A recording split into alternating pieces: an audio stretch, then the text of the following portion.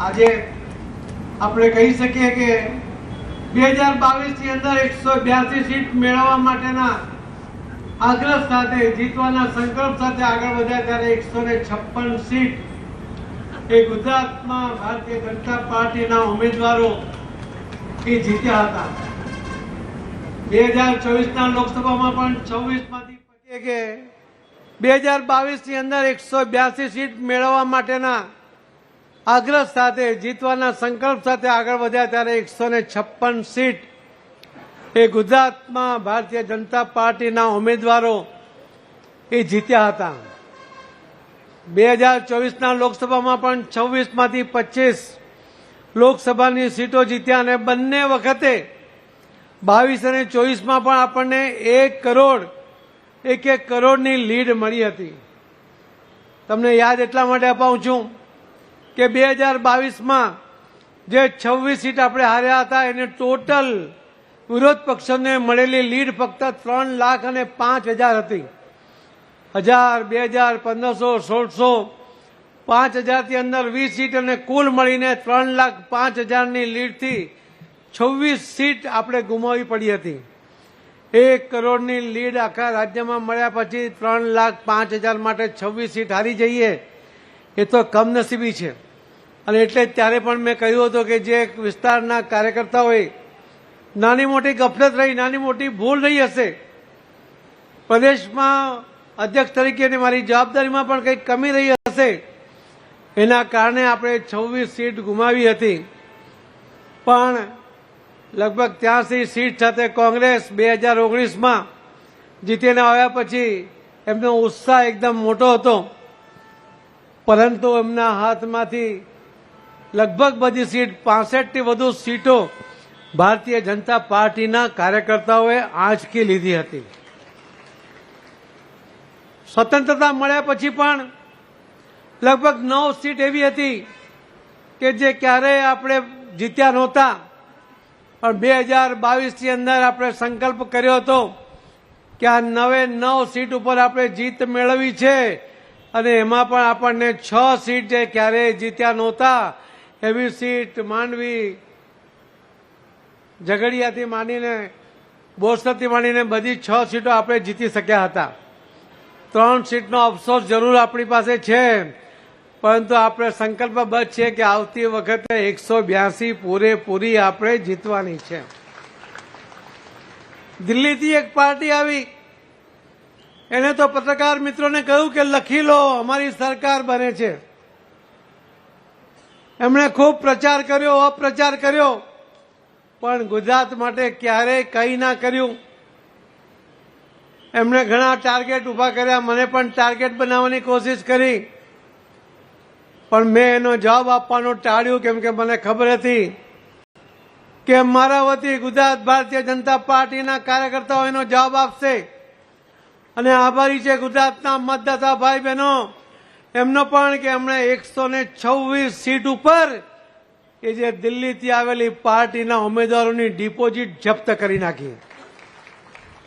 એને ખૂબ ભૂલી જવાય એ પ્રકારનો પાઠ ગુજરાતના મતદાતા ભાઈ બહેનો અને કાર્યકર્તાઓ એને ભણાવ્યો હતો। કેટલાય રાજકીય વિશ્લેષકોએ પણ એવું પણ કહ્યું કે ત્રીજી પાર્ટી આવી એના કારણે આપણને વધારે સીટ મળી। મિત્રો, આપ નાસીપાસ ના થાઓ, 135 સીટ એવી છે કે જે કોંગ્રેસ અને દિલ્હીથી આવેલી પાર્ટી બંનેના મતને આપણે ટોટલ કરીએ તો પણ ભારતીય જનતા પાર્ટીના ઉમેદવારોની લીડ ઘણી બધી વધારે છે। અને જે બાકીની 21 સીટ હતી એમાં પણ આપણા જ કેટલાક મતદાતાઓએ નાની મોટી ભૂલ કરી હશે, પણ એ આપણને કોઈ નુકસાન કરી શક્યા નથી। હું એટલા માટે કહું છું કે ભવિષ્યમાં પણ ગુજરાત ભારતીય જનતા પાર્ટીને નુકસાન કરવાની એમની કોઈ તાકાત નથી। ફક્ત રાજકીય ક્ષેત્રે નહીં પણ સંગઠનમાં પણ 350 જેટલા સહકારી ક્ષેત્રોની અંદર આપણે ઇલેક્શન લડ્યા, એમાંથી 349 જેટલી અલગ અલગ સહકારી સંસ્થાઓમાં ભારતીય જનતા પાર્ટીના આગેવાનો જીત્યા। એક મેન્ડેટ પ્રથા આવી કેટલાક લોકોને જરૂર ના ગમ્યું, કોંગ્રેસ સાથે ગઠબંધન કરવાવાળા અને સહકારમાં ગોઠવાઈ જતા હતા, એમને ચોક્કસ ના ગમ્યું. એમણે અપપ્રચાર પણ કર્યો કે આ મેન્ડેટ પ્રથા કાઢી નાખવી જોઈએ. મેં એમને કહ્યું કે તો એમએલએમાં શાના માટે મેન્ડેટ આપવો, જે જીતીને આવે તે આપણો? એમપીમાં શાના માટે આપણે મેન્ડેટ આપવો જોઈએ, જે જીતીને આવે આપણો? ભારતીય જનતા પાર્ટી અને એનું સંગઠન એ શિસ્ત સાથે બંધાયેલું છે. ભારતીય જનતા પાર્ટીનો કાર્યકર્તા કોઈ પણ કરે એ પાર્ટીના નોલેજમાં હોવું જોઈએ. જ્યારે ઇલેક્શન લડતો હોય એ ભલે સહકારી ક્ષેત્રનું હોય તો એ પણ શિસ્તની દ્રષ્ટિએ મેન્ડેટ દ્વારા લડાવવું જોઈએ કે જે પાર્ટી ઈચ્છે તે જ લડે. આપણે ઘણા બધા નિયમો બનાવ્યા. આપણે 60 વર્ષથી ઉંમરથી વધુ ઉંમરના લોકોને કોર્પોરેશન કે જિલ્લા પંચાયતમાં કે તાલુકા પંચાયતમાં ટિકિટ નહીં આપી, પણ એના કારણે ખૂબ નવા લોકો આવ્યા. 115 નવા કોર્પોરેટર તો અમદાવાદમાં આવ્યા, 100 જેટલા કોર્પોરેટર નવા સુરતમાં આવ્યા, રાજકોટ, બરોડા સહિત બધી જ જગ્યાએ તાલુકા પંચાયત, જિલ્લા પંચાયત અને મહાનગરપાલિકામાં ખૂબ નવા ઉમેદવારો ચૂંટાયા. આપણી પાસે મહાનગરપાલિકામાં 396 સીટ હતી. આપણે 100 સીટની વધુ સીટો મેળવીને આપણે બધી જ મહાનગરપાલિકા જે આપણી પાસે હતી એ આપણે જીતી શક્યા હતા. હું આવ્યો ત્યારે 8 વિધાનસભાનું ઇલેક્શન હતું, બાય ઇલેક્શન. ત્યારે પણ મને આપની ઉપર ભરોસો હતો. મેં કહ્યું હતું કે 8 સીટ જીતી જઈશું. ત્યારે ઘણા બધા કહેતા હતા કે આને કઈ રાજકીય ખબર પડતી નથી, આ તો કોંગ્રેસમાંથી આવેલા ઉમેદવારોને લડાવવાના છે, એમની સીટ છે. ત્યારે મેં કહ્યું હતું કે આ ભારતીય જનતા પાર્ટીનો કાર્યકર્તા એ 8 સીટ જીતશે અને તમે બધાએ જીતી એના માટે પણ તમને અભિનંદન. જિલ્લા પંચાયત આપણી પાસે 5 સીટ હતી, 26 સીટ કોંગ્રેસ પાસે હતી. આપણે 31 સીટ જીત્યા. તાલુકા પંચાયત, નગરપાલિકામાં 91 માંથી 89 સીટ જીત્યા. 231 માંથી 213 સીટ આપણે તાલુકા પંચાયતમાં જીત્યા. આ જીતવાની ટેવ એ જે ભારતીય જનતા પાર્ટીના કાર્યકર્તાઓને પડી, એમને હું એક મંત્ર આપ્યો હતો. મેં કહ્યું હતું કે આપણો જન્મ જીતવા માટે થયો છે, એવા સંકલ્પ સાથે આપણે આગળ વધવું જોઈએ. અને એટલા જ માટે તમે બધાએ પણ એ સંકલ્પને સાર્થક કર્યો. માનનીય પ્રધાનમંત્રી શ્રી નરેન્દ્ર મોદી સાહેબની જે અપેક્ષા હતી, માનનીય અમિતભાઈ શાહ સાહેબના માર્ગદર્શન હેઠળ આપણે એમની બધી જ અપેક્ષાઓ પૂર્ણ કરી શક્યા. અને એટલા માટે હું ફરીથી ગુજરાતના સૌ મતદાતા ભાઈ બહેનોનો અને સૌ કાર્યકર્તાઓનો ખૂબ ખૂબ આભાર માનું છું. પેજ કમિટીની જે આપણે પેજ કમિટી બનાવી હતી, આપણી પાસે પ્રાથમિક સદસ્યતા લગભગ 1,13,00,000 હતા. પરંતુ પેજ કમિટીનો એક નવો કન્સેપ્ટ કે જેની અંદર 74 લાખ જેટલા આપણા જ કાર્યકર્તાઓ કે જે કદાચ સામાન્ય સભ્ય હતા, પ્રાથમિક સદસ્ય હતા, પરંતુ દરેક ઘરમાંથી ફક્ત એક સદસ્ય એ પેજ કમિટીનો સભ્ય બને. 74 લાખ ઘરમાં આપણી પાસે 2.25 કરોડ જેટલા મતદાતા હતા. આપણને 2 કરોડ મત મળ્યા. 25 લાખ મત આપણને બંને ઇલેક્શનમાં ઓછા મળ્યા. જો 10 લાખ મત પણ જો તમે વધારે લાવ્યા હોત ને, કે 3 લાખ મત જે તે વિધાનસભામાં વધારે લાવ્યા હોત, તો 182 નો સંકલ્પ ગુજરાત ભારતીય જનતા પાર્ટીએ ચોક્કસ પૂર્ણ કર્યો હોત. મને અફસોસ છે કે 182 નહીં લાવી શક્યા, આપણે 156 પર અટક્યા. બાય ઇલેક્શનમાં બીજી 6 સીટ જીતીને આપણે 162 પર પહોંચ્યા, પણ એનો અફસોસ મને જરૂર રહેશે.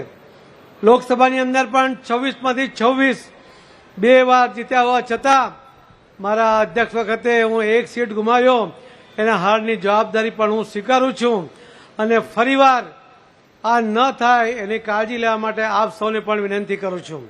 આજે જ્યારે નવા તરવરિયા જેમને સંગઠન અને સરકાર બંનેની જવાબદારી એમને સંભાળી છે, સુપેરે સંભાળી છે, અને એવા યુવાન શ્રી જગદીશભાઈ વિશ્વકર્મા આજે નવા પ્રમુખ તરીકેની આજે જવાબદારી લઈને આજે જ્યારે આગળ વધવાના છે, ત્યારે હું એક કાર્યકર્તા તરીકે એમની સાથે છું, પૂરી તાકાતથી એમને સાથી છું. પણ હું આપના વતી પણ એમને વિશ્વાસ અપાવું છું કે ભારતીય જનતા પાર્ટી ગુજરાતનો એક એક કાર્યકર્તા એ આપની સાથે કદમથી કદમ મિલાવીને ચાલશે.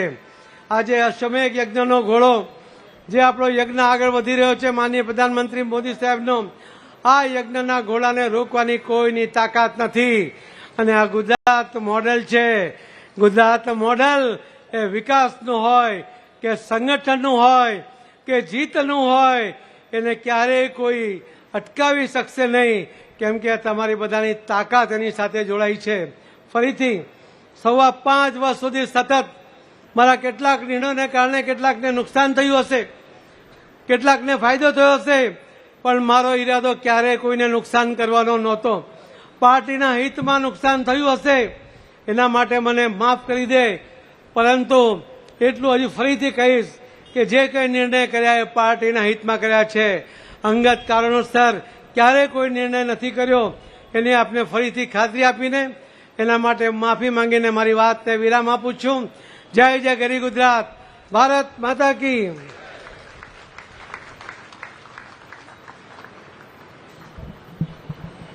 ધન્યવાદ પાટીલ સાહેબ. આપના સમયગાળામાં થયેલા સંગઠનાત્મક અને ચૂંટણીલક્ષીની કામગીરી સૌ કાર્યકર્તા હંમેશા યાદ રાખશે. અને હવે જેમની આપણે આતુરતાથી રાહ જોઈ રહ્યા છે એવા ગુજરાત પ્રદેશના નવનિયુક્ત અધ્યક્ષ સરકારના સહકાર મંત્રી શ્રી જગદીશભાઈ વિશ્વકર્માને વિનંતી કરીશ કે કાર્યકર્તાને સંબોધન કરે.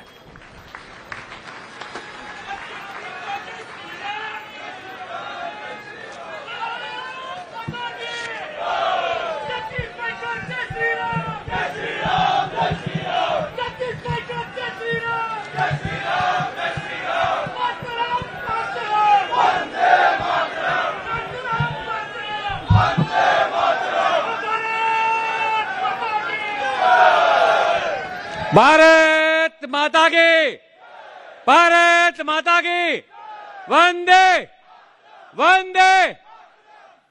આજના આ શુભ પ્રસંગે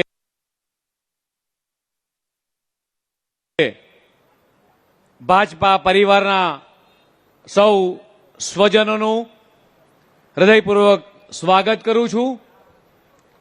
ભાજપ પ્રદેશ અધ્યક્ષ તરીકે જે શીર્ષક નેતૃત્વએ જે વિશ્વાસ મૂક્યો છે, જે જવાબદારી આપી છે, તે બદલ શીર્ષક નેતૃત્વના ચરણોમાં વંદન સાથે વૈશ્વિક નેતા આદરણીય વડાપ્રધાન શ્રી માનનીય મોદી સાહેબ, કેન્દ્રીય ગૃહ અને સહકારિતા મંત્રી શ્રી અમિતભાઈ શાહ સાહેબ, રાષ્ટ્રીય પ્રમુખ શ્રી જેપી નડ્ડાજી, કેન્દ્રીય સંગઠન મહામંત્રી શ્રી બીએલ સંતોષજી અને ખાસ વિશેષ ઉપસ્થિતિ આજના કાર્યક્રમમાં એવા માન્ય ચૂંટણી અધિકારી શ્રી ડોક્ટર કે લક્ષ્મણજી, જેણે સતત પ્રભારી તરીકે ગુજરાતના કાર્યકર્તાઓનું જતન કર્યું, સિંચન કર્યું, કેન્દ્રીય મંત્રી વન અને પર્યાવરણ,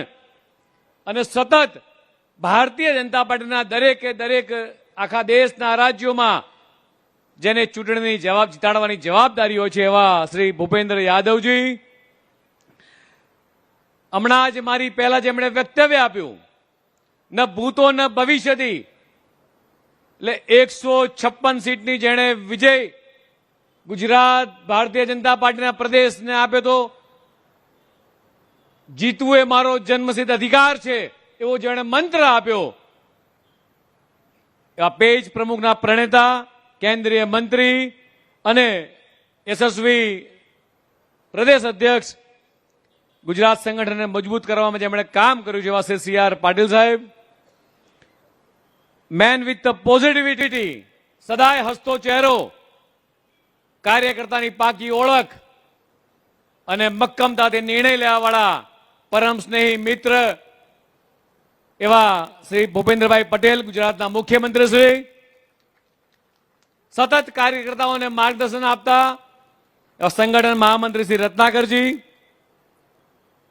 લગભગ 33 જિલ્લાઓમાં દરેક તાલુકામાં જેણે પ્રવાસ કર્યો છે એવા ચૂંટણી અધિકારીની આખી ટીમ, સવિશેષ ઉદયભાઈ હિતેશભાઈ અને અમારા ભૂદેવ એવા ત્રણેય ત્રણ કાર્યકર્તા મિત્રો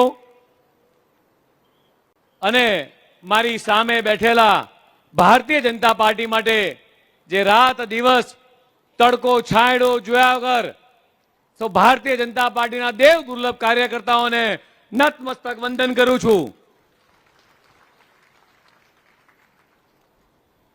મારા જેવા બૂથની જવાબદારી નિભાવતા કાર્યકર્તાને જે જવાબદારી આ પાર્ટી આજે આપી છે, આ જવાબદારી ની સાચી ઓળખ એટલે મારી સામે બેઠેલો કાર્યકર્તા. પ્રદેશ અધ્યક્ષ સાચી ઓળખ નહીં, પણ મારી સામે બેઠેલો કાર્યકર્તા એ મારી સાચી ઓળખ છે. મિત્રો, આપણી વિચારધારાની પૃષ્ઠભૂમિમાં રાષ્ટ્રીય સ્વયંસેવકના સંસ્કારો જ્યારે પડેલા છે, જેની સ્થાપના ડોક્ટર કેશવરામ બલિરામ હેડગેવારજીએ 1952માં કરેલ અને જેને 100 વર્ષ પૂર્ણ થયા છે, ત્યારે રાષ્ટ્ર પ્રથમની ભાવના સાથે કાર્યરત આ સંગઠનના લાખો કાર્યકર્તા માટે મિત્રો પ્રેરણાસ્ત્રોત છે. 6 એપ્રિલ 1980 એ ભાજપની સ્થાપના થઈ અને ત્યારથી આજે એક જે વટવૃક્ષ બન્યું છે, ડોક્ટર શ્યામા પ્રસાદ મુખર્જી, પંડિત દીનદયાલજી જેવા સેવા અને જનસેવાની વિચારધારાને અનુસરીને પાર્ટીની પંચનિષ્ઠા, એકાત્મ માનવવાદના દર્શન દ્વારા છેવાડાના માનવી સુધી જન કલ્યાણની ભાવનાને વધુ ગતિશીલ કરવા મિત્રો આપણે સૌ પ્રયાસો કરવા પડશે. ગુજરાત પ્રદેશ એકમના પાર્ટીના ખૂબ વરિષ્ઠ નેતાઓએ આ પાર્ટીને ઊભી કરવામાં પોતાનું જીવન ખપાવ્યું છે. રાત દિવસ સુધી પક્ષના સૌ સુકાનીઓને આપણે જ્યારે યાદ કરીએ, સ્વશ્રી કેશુભાઈ પટેલ, સ્વશ્રી મકરંદભાઈ દેસાઈ, ડોક્ટર AK પટેલ, શ્રી શંકરસિંહ વાઘેલા, સ્વશ્રી કાશીરામજી રાણા, શ્રી વજુભાઈ વાળા, શ્રી રાજેન્દ્રસિંહ રાણા, પરસોત્તમ રૂપાલા સાહેબ, શ્રી RC ફળદુ સાહેબ, સ્વશ્રી વિજયભાઈ રૂપાણી પૂર્વ મુખ્યમંત્રી શ્રી જીતુભાઈ વાઘાણી અને જેણે ટેકનોલોજીનો ઉપયોગ આખા દેશને આપ્યો એવા શ્રી CR પાટીલજી અને આ ક્ષણને તમામ ગુજરાત ભાજપના પ્રમુખશ્રીઓને હૃદયપૂર્વક વંદન કરું છું. સાથે સાથે અહીંયા મારી સામે મંચ ઉપર ભૂપેન્દ્રસિંહ ચુડાસમા સાહેબ હોય, સુરેન્દ્ર કાકા હોય, રૂપાલા સાહેબ, નીતિનભાઈ, રાજેન્દ્રસિંહ રાણા, રજનીભાઈ, નીમુબેન, જીતુભાઈ, મુળુભાઈ, આ બાજુ રાઘવજીભાઈ ભીખુસિંહ, જયંતિભાઈ કવાડિયા, ભરતસિંહજી, આ બાજુ ભરતસિંહજી, હસમુખભાઈ, કૌશિકભાઈ પટેલ, માન્ય કેસીભાઈ, પરેશ મામા, આ બાજુ કુંવરજીભાઈ, ઋષિભાઈ, જયેન્દ્રસિંહ, અમારા પોરબંદરના સાંસદ શ્રી નારાયણ કાકા, દિલીપભાઈ સંઘાણી, અમારા બાલુભાઈ, એવા કેટલાય કાર્યકર્તા દૂર સુધી નજર પડે, ભરતભાઈ પંડ્યાથી માંડીને અમિતભાઈ ઠાકર દૂર દૂર સુધી નજર પહોંચે, શબ્દ શરણભાઈ બ્રહ્મભટ્ટ, ભાવનાબેન દવે, માયાબેન કુંડનાની તમામ કાર્યકર્તાઓને નતમસ્તક વંદન કરું છું. જે કાર્યકર્તાઓએ આ ભારતીય જનતા પાર્ટીના વટવૃક્ષમાં પોતાની જિંદગી ખપાઈ નાખી છે, પરિવારની ચિંતા નથી કરી, નથી તડકો છાંયડો જોયો, અને મારા જેવા સામાન્ય કાર્યકર્તાને ફલજીભાઈ ચૌધરીના જે યાદ કરીશ, કિરણભાઈને યાદ કરીશ કે મારુતિ સ્કૂલના શક્તિ કેન્દ્રની અંદર મને એક બૂથની જવાબદારી આપીને મને બૂથ પ્રમુખની દ્વારા ટેબલ પર બેસતા શીખવાડ્યો, કેવી રીતે સ્લીપ ફાડવી શીખવાડતા આજે મને જે રાષ્ટ્રીય નેતૃત્વએ, શીર્ષક નેતૃત્વએ જે જવાબદારી મિત્રો આપી છે, એમાં આ જવાબદારી મારી એકલાની નહીં, ભારતીય જનતા પાર્ટીના તમામે તમામ કાર્યકર્તાની જવાબદારી છે. મારા માટે બૂથનો પ્રમુખ હોય કે જિલ્લાનો અધ્યક્ષ હોય, મારા માટે બંને આંખો મિત્રો સરખી છે. ભારતીય જનતા પાર્ટી એક વિચારધારાની પાર્ટી છે મિત્રો, ત્યારે ભાજપના કાર્યકર્તાનું સ્થાન, કાર્યકર્તાનું મૂલ્ય અને કાર્યકર્તાઓનો દરજ્જો મિત્રો સૌથી ઊંચો છે. કાર્યકર્તાઓનું સશક્તિકરણ મિત્રો આપણો ભારતીય જનતા પાર્ટીનો અનમોલ ખજાનો છે. કોઈ પદ મળે કે ના મળે અને છતાંય સતત વિચારધારા માટે ભાજપને પોતાની જાતનું સમર્પણ આપી, કુટુંબનો ભોગ આપી અને માત્ર પાર્ટી માટે, રાષ્ટ્ર ભાવના માટે નિસ્વાર્થ પ્રેમ, પરિશ્રમ, ત્યાગ, બલિદાન આપનારા ગુજરાત ભાજપના કાર્યકર્તાઓને એ પાર્ટીની સાચી મૂડી છે મિત્રો. ગુજરાતની જનસેવા માટે એક લીડર એક પરિશ્રમી દીર્ઘદ્રષ્ટા સ્પષ્ટ વિચારધારા અને દ્રઢ નિર્ણય શક્તિવાળા જનનાયક જ્યારે આપણને મળ્યા છે એવા દેશના યશસ્વી પ્રધાનમંત્રી માનનીય મોદી સાહેબ જ્યારે ગુજરાતના મુખ્યમંત્રી પદ આવ્યા અને વિકાસની રાજનીતિ